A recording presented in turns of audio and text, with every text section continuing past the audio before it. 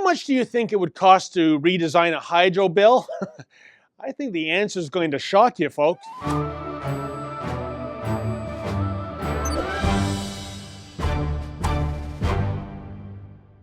When I first heard about Ontario's Hydro One getting raked over the coals for spending $15 million on building upgrades, I thought, oh, come on, everyone. Cut them a bit of slack. A utility replacing its entire IT system, that's not cheap. And then I read the fine print, which is to say the $15 million price tag. Well, that's not about replacing an IT system. Nope.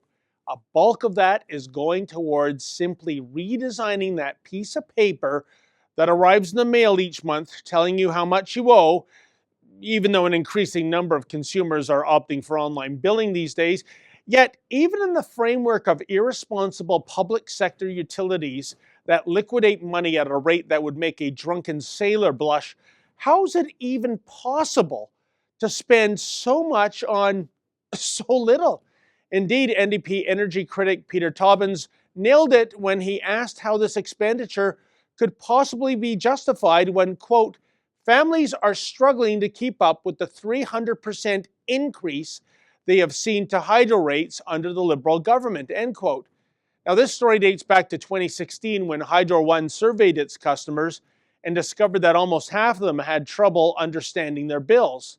Fierro Pugliese, the company's executive VP of Customer Care and Corporate Affairs, says the redesigned bill is all about giving customers a simpler bill. Okay, simplicity is good, no argument here, but how do you justify the cost? So far, some $9 million has gone into the revamp. $9 million.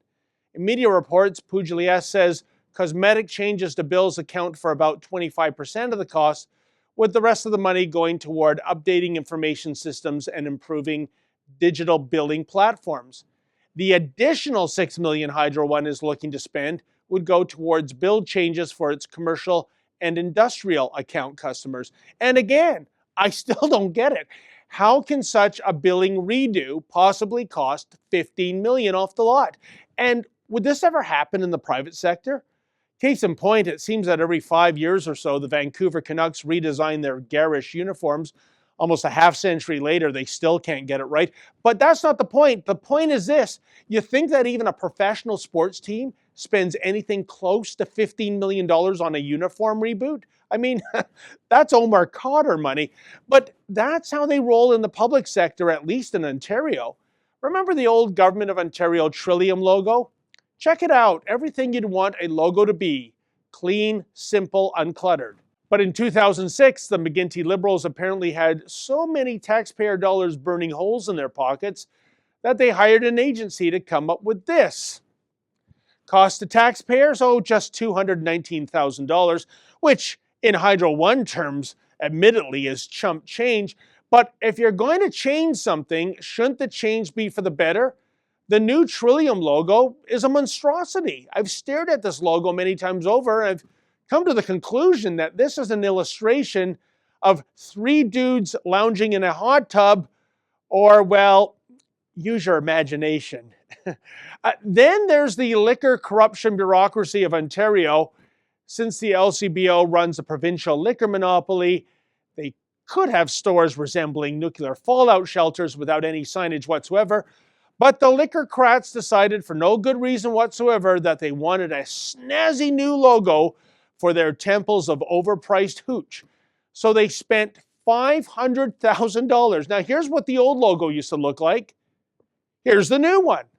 Wow, what a difference. Now the LCBO logo has a curly QB. That's a $500,000 well spent in my books. But again, the Government of Ontario and the LCBO are mere pikers compared to Hydro One, a utility that somehow found a very improbable way to spend a Lotto 649 jackpot just to redesign its bills. Wow, I think I need to sit down. Actually, I wonder if Hydro One can lend me an electric chair, put me out of my misery once and for all. For the Rebel.media, I'm David the Menzoid Menzies.